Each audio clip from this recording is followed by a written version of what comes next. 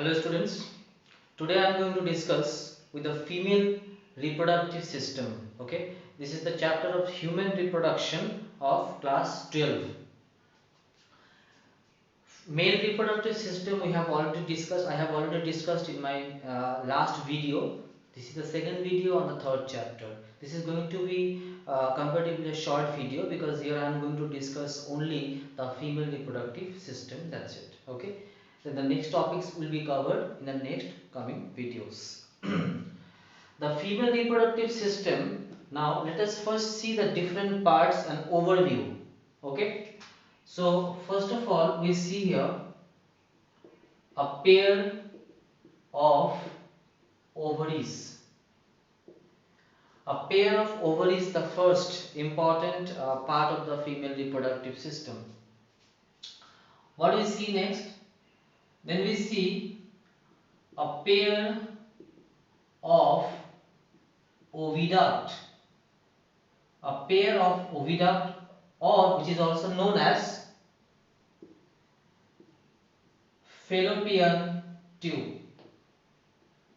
Okay, fallopian tubes. A pair of oviducts or fallopian tubes. The next is the uterus. Okay, there are some other parts also coming out of all these things that we will be discussing in one by one. That time we will discuss. Okay, after uterus, then we see your cervix. Okay, then we see a vagina, and at last we see your external genitalia. External genitalia.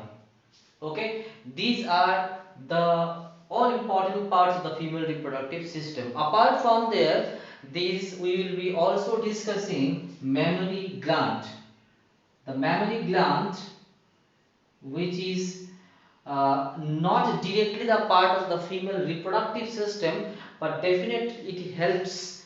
Okay, in the after after the birth of giving the birth of the new child, newborn baby, then the mammary glands function actually starts with. Okay, so these are the things we are going to discuss today with the diagram. Okay, so first we will be discussing the ovaries. So let's rub the rest of the parts. We will be discussing one by one all. Okay, a pair of ovaries. So let's see the ovaries first.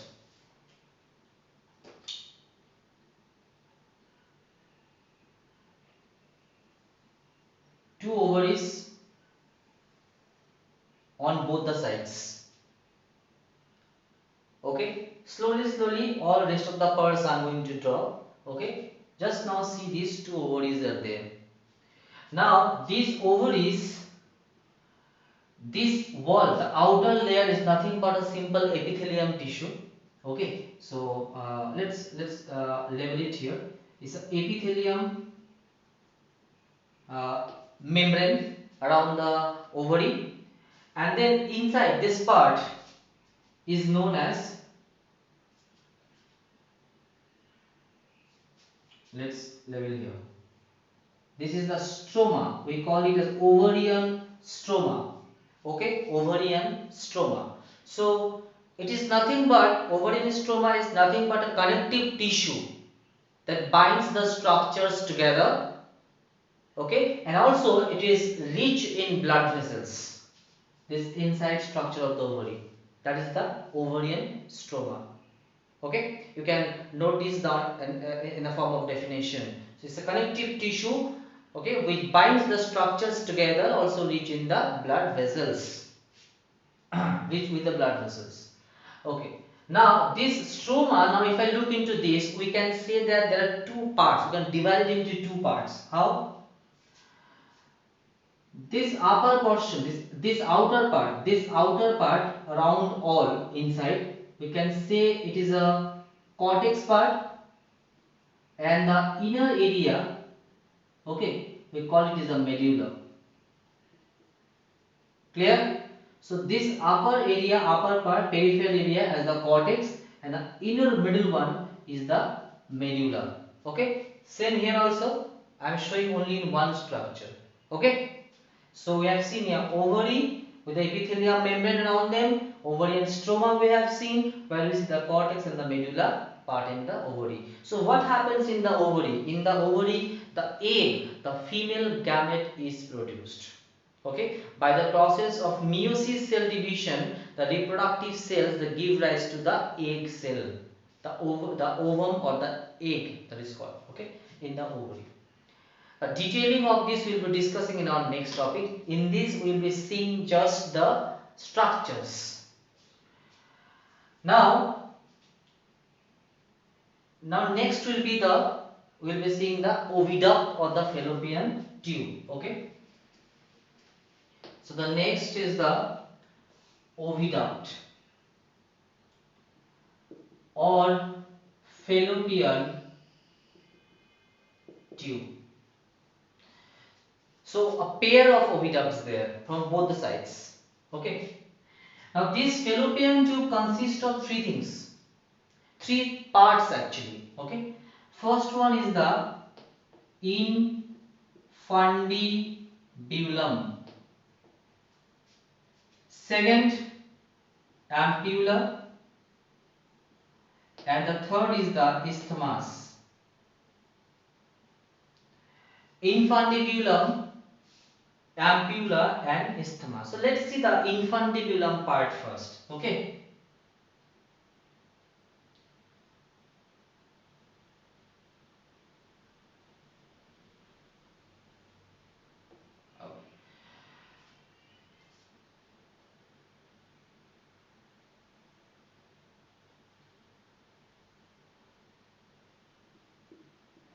See, this extended part, the expanded part, you can say that this whole thing that I am going to draw is the, let me draw a little bit. Okay, this part. Okay, same from that part also it comes.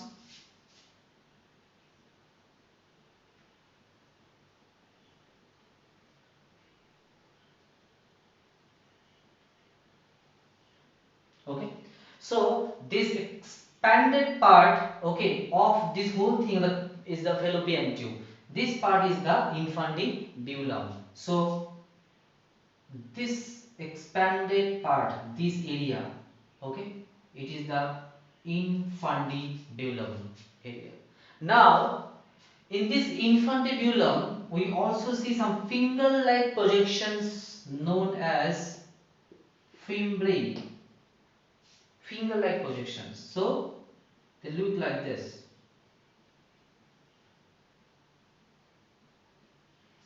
Understood?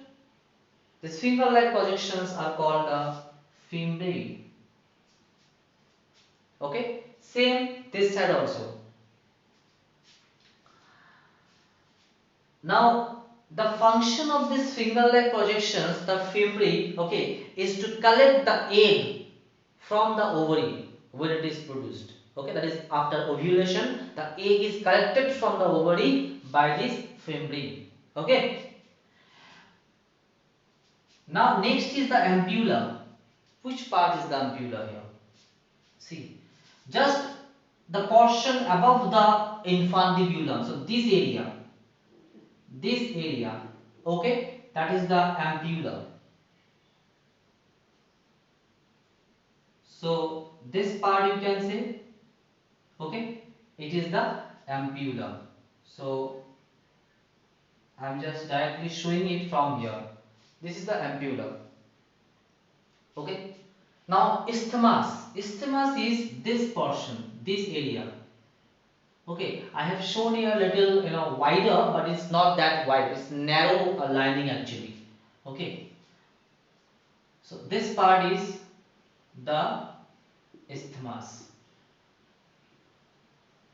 So infundibulum, the expanded part, the finger-like projections, the fimbriae, the ampulla, and the isthmus. Okay, and remember this area. Just 1 second. this turning point, okay, this is known as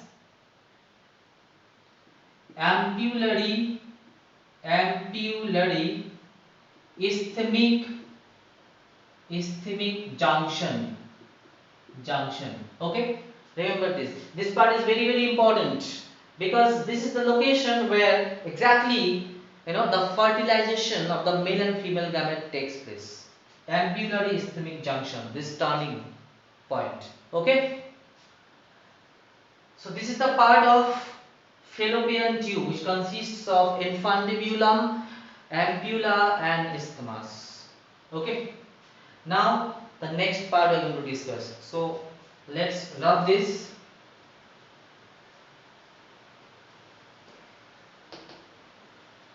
I am going to level this again properly.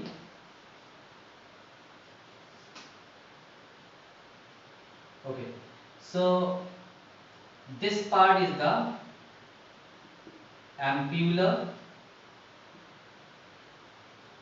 Okay, this part we have seen, this is the infundibulum, and these are the fimbriae. Clear? Now we are going to discuss the next part is the uterus. So our next part is the uterus. Uterus, we will be discussing three parts here. First is the uterine fundus. Remember, the uterus is also known as womb, where the baby actually grows. Okay, the fetus that develop. Uterine fundus, then uterine wall, and then we will see here uterine cavity. Okay, so first is the uterine fundus. With a separate color, I am going to draw this with a green.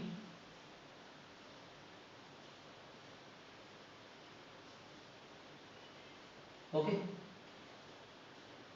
so see this area, this swollen part, this part is known as the uterine fundus. Okay, and then the uterus will come down here.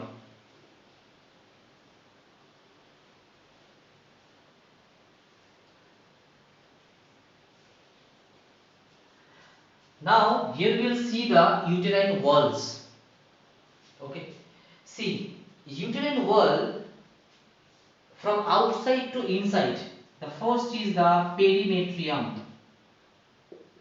Perimetrium. The second is the myometrium, and then the endometrium. Okay, perimetrium. Peri means periphery, towards outside. So this is the outer part, outermost layer. Myometrium. Myo means muscle, is the middle part, and endometrium is the inner one, the innermost part, the layer. Okay, so this is what I have drawn here. You can say it's the perimetrium.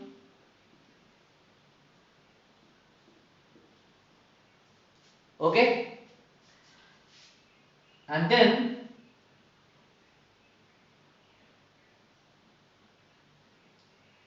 this is the layer which is the myometrium. Okay, and now the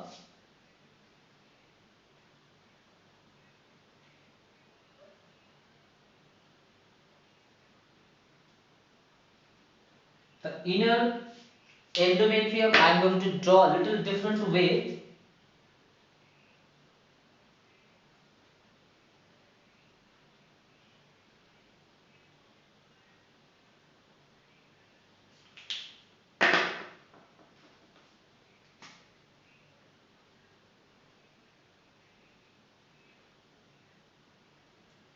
This almost look like this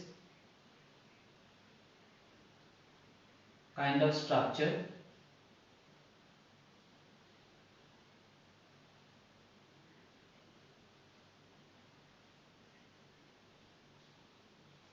Okay, so this on three sides you see this is the endometrium wall.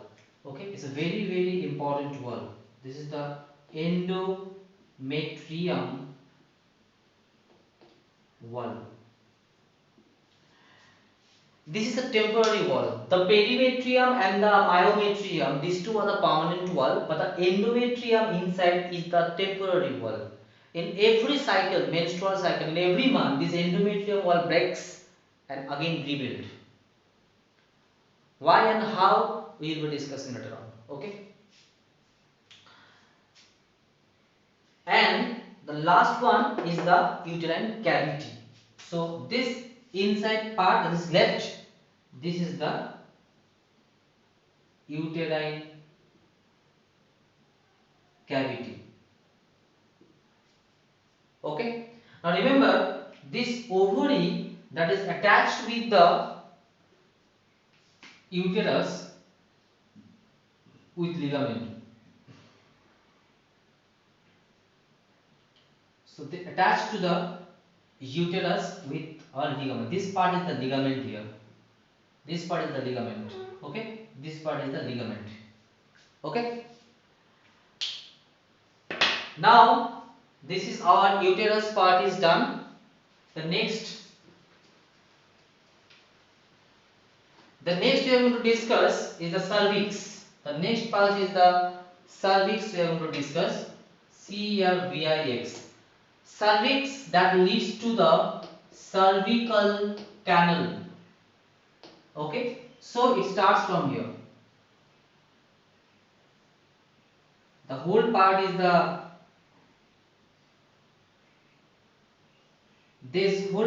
cervix, and inside this cavity this is the cervical canal. Okay, and now from here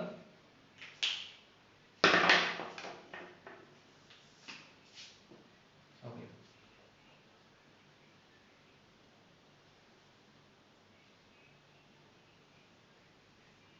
this part, the end part, okay, this is the vagina, and the external part of the vagina which cannot be shown here, okay, the external part of the vagina, okay, that comes under external genitalia or vulva.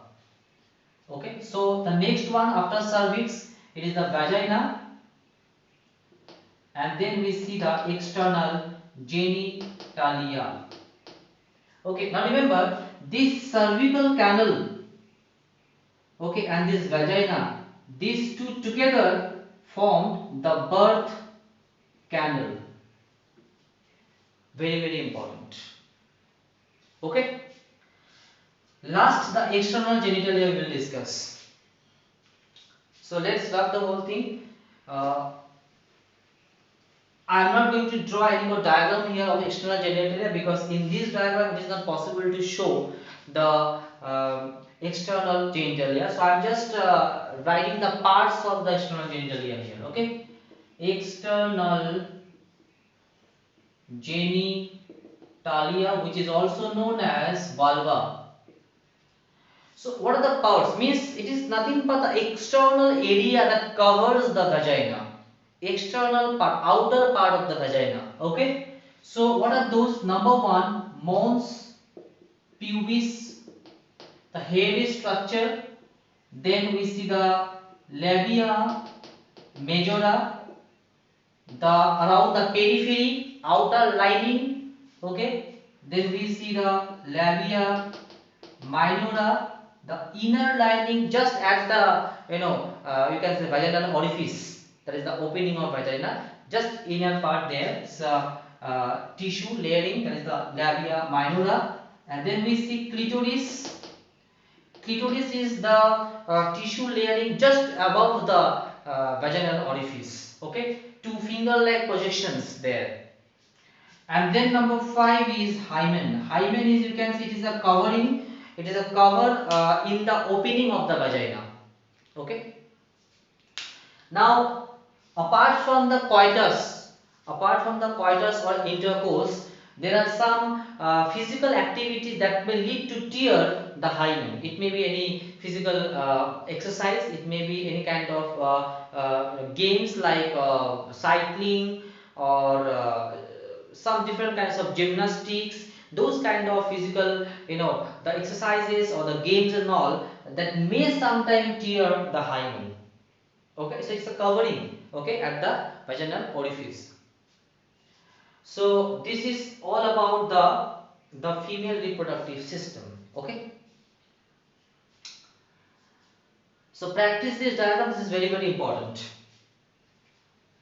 Now I'm rubbing all these things because now we're going to discuss the last part of today, is the mammary gland.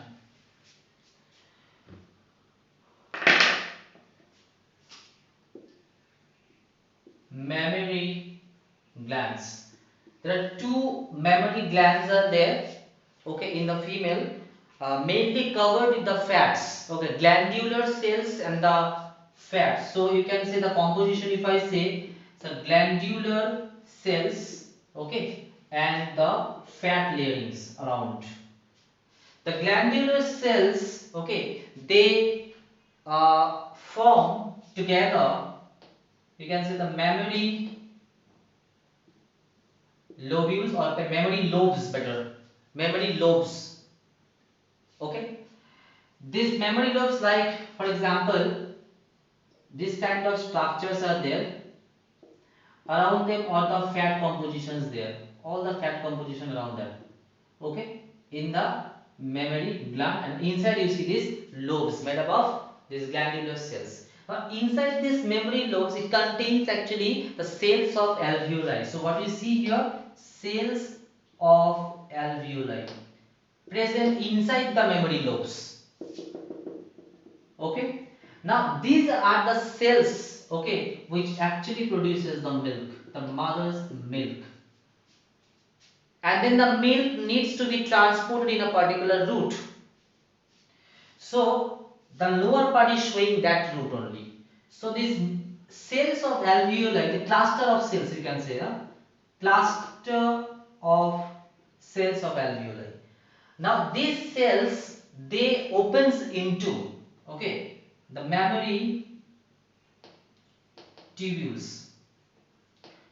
This mammary tubules then opens into mammary ducts, which opens into mammary ampulla. Okay, and last one, the mammary ampulla opens into the lactiferous ducts. So this is the route through which the milk also transported. The cells of alveoli opens into the mammary tubules, which together all the mammary tubules, they goes and opens into the mammary ducts. This mammary ducts then continues in the form of mammary ampulla, and then it ultimately leads to the formation of the lactiferous duct. These lactiferous ducts, okay, they comes at the surface of, or you can say they opens, okay, they opens at the surface of the nipple, okay. So from which the milk that ooze out, okay. So this is the route through which the milk is transported, okay, in the mammary gland, which is going to play a very important role for the newborn baby. Just at the end of pregnancy, the lactation period starts, and it shows that this lactation period, the production of the milk, which is very, very important for the newborn baby. Why it is important? The most important part is that this milk, okay, which is also known as the colostrum, the initial production of the milk, okay, by the mammary glands. This colostrum that contains a very important antibody known as IgA, immunoglobulin A, okay, immunoglobulin A. So this antibody is developed, okay, this antibody is going to develop the immunity in the newborn baby. So you can understand, if any newborn baby lacks mother's milk, okay, so that baby is going to suffer a lot of immune problem throughout his or her life, because this antibody is supposed to develop the primary immune base in the newborn baby. If it lacks, then you can understand there will be a lot of immunity problem going to happen with the baby in the coming future. Okay, so these are the some important concepts related to female reproductive system.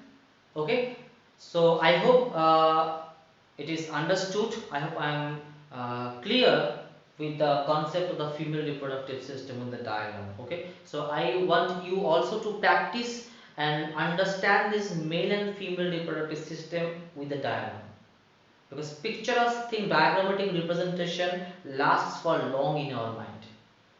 Okay, so please do practice the diagram, the labeling, so that the system configuration will be very much clear to you.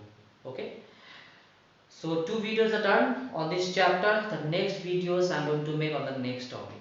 Okay, so thank you very much for today.